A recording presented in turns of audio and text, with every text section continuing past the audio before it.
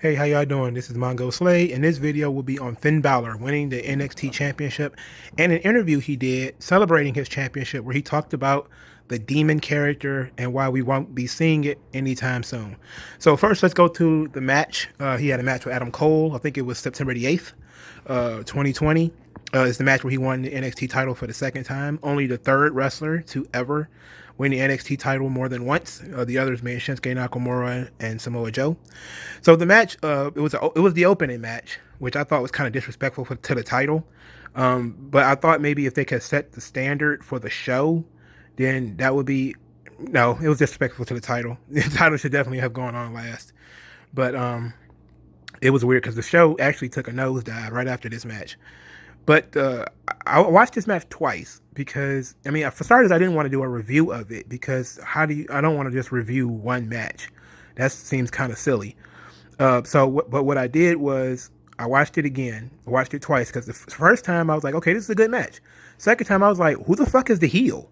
So I was like, I was kind of sitting here thinking like, Adam Cole has been in this weird space where he's not really a babyface, he's not really a heel. Finn Balor is also in that very same space. So you have two guys, neither one of whom is a solid, clearly delineated babyface or heel. And they are wrestling each other with no heat.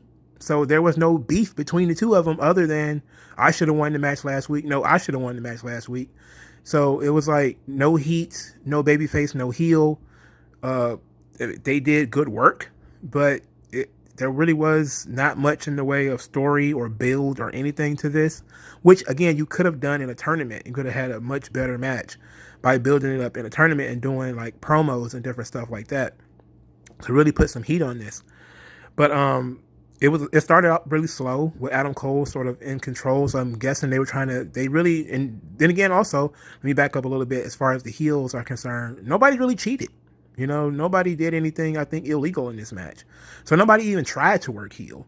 So it felt like maybe it's supposed to be babyface versus babyface, which made it even weirder. Finn Balor was really aggressive. That's kind of his new character now. And they actually told a decent story of Finn Balor using the coup de grace, but considering his legs were injured, he took his time getting the pin, and also maybe he didn't drive down on full force, and Adam Cole was able to kick out. That makes sense. They used Adam Cole's last shot, which I hate Shining Wizards. Shining Wizards are not a finish. I'm sorry. A Shining Wizard may be a finish for a woman, like Tegan Knox. But for like world champion men, like it's supposed to be on NXT, I mean, I'm sorry, I don't like the last shot as finish. So the finish came from a 16-19 from the top rope, which I thought was okay. Only that Adam Cole got up way too soon, even though he was still laying on the ground when he went to commercial.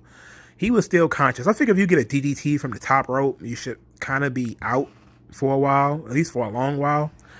So Finn Balor won in a pretty good match. I don't know what it is, but the two matches that he had on Adam Cole on TV were not the best matches that they could possibly have. I don't know what it is about them. Maybe it's because, I mean, even though Balor was clearly the babyface in the previous, no, actually, no, he was a heel in the previous match. So the previous match that they had, which was earlier in 2020, I think that might have been heel versus heel.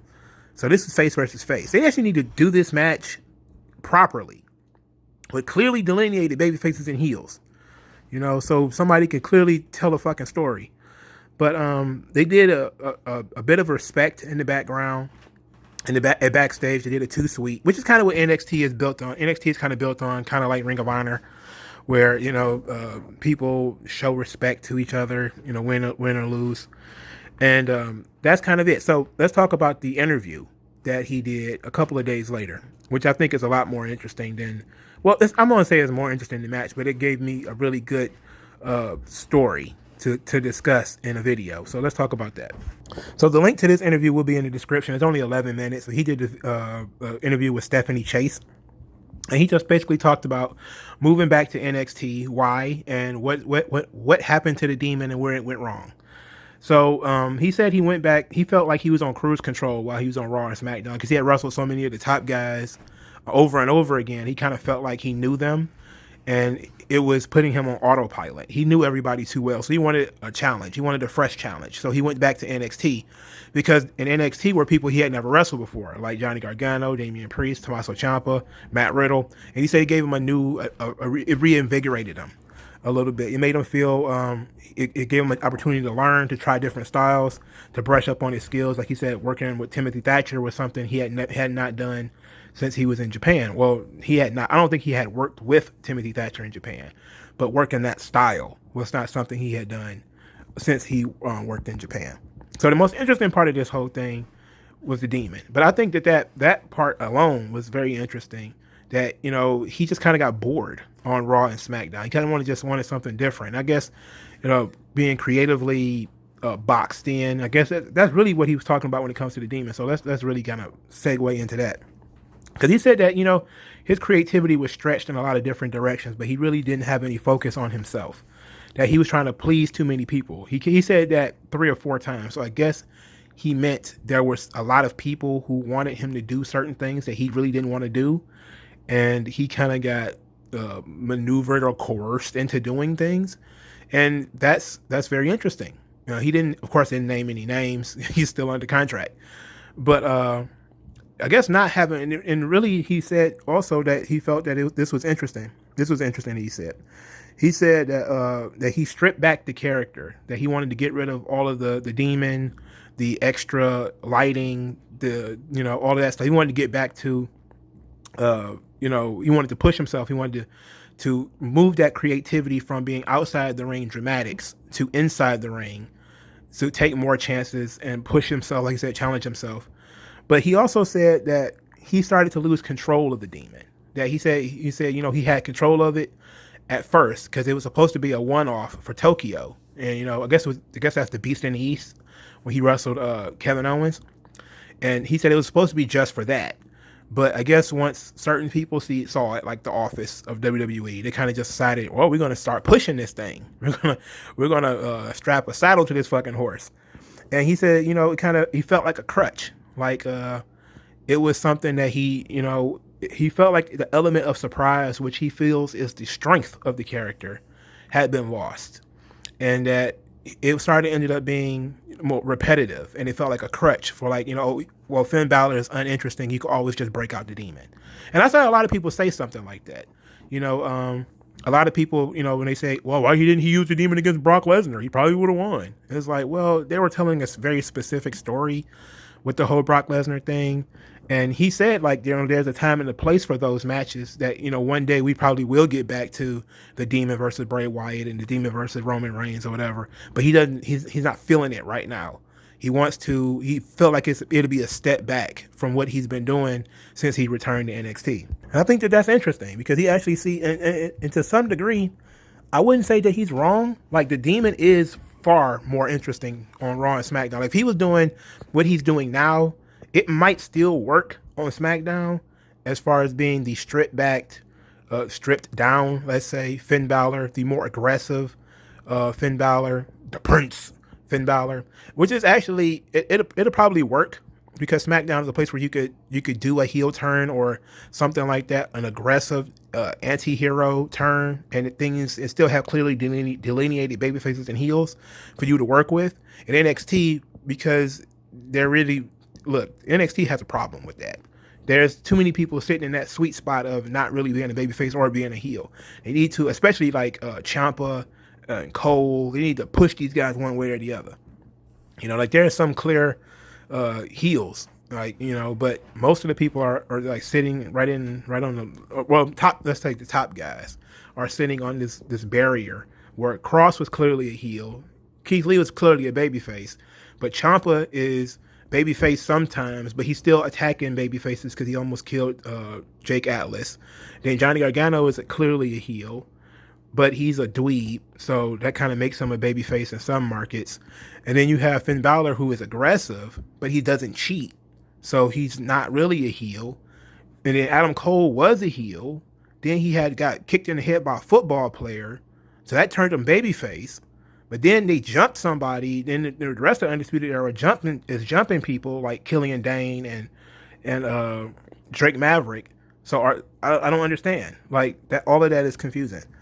But I like where Finn Balor is coming from as far as he wanted to take a purist approach, is what he said. And I get, and a purist approach really is clearly delineated baby faces and heels. So maybe he needs to just, but I'm guessing that he really just kind of wants to put himself first and not not use the demon to get over. And that's very interesting, because usually people would get angry if you took away what got them over, like Rusev Day. We've been talking a lot about Rusev and everything, and Miro, Rusev, whatever. Okay, you know who I'm talking about. It's the same guy. But people were talking a lot about, you taking away Rusev Day, because they did break up Rusev Day, and people were like, oh my God, he was over. Why would you do that? And then here is Finn Balor, who was like, okay, the demon is over, but I don't have any creative control over it. Basically, I'm just, a puppet on a string when it comes to this demon thing. I do it when they tell me to do it, even if it don't make sense. So fuck it, I don't want to do it anymore. And you know what? It makes sense because he also said in the same interview, said that he felt like he grew apart or grew away from the Bullet Club, because he was asked about the Bullet Club too and about how the growth of it. And he said like it was created because it represented his feelings about New Japan at the time.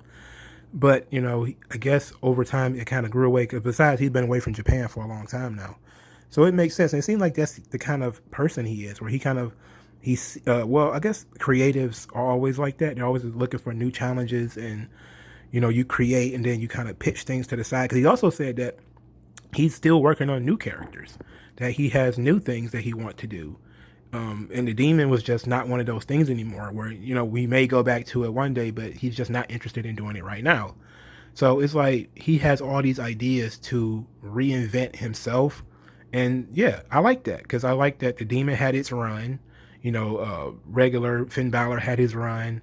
Then the demon had his run. Now the prince is getting his run, and we need to appreciate the prince while it's there, because one day it might not be there either, and who knows what's going to take its place.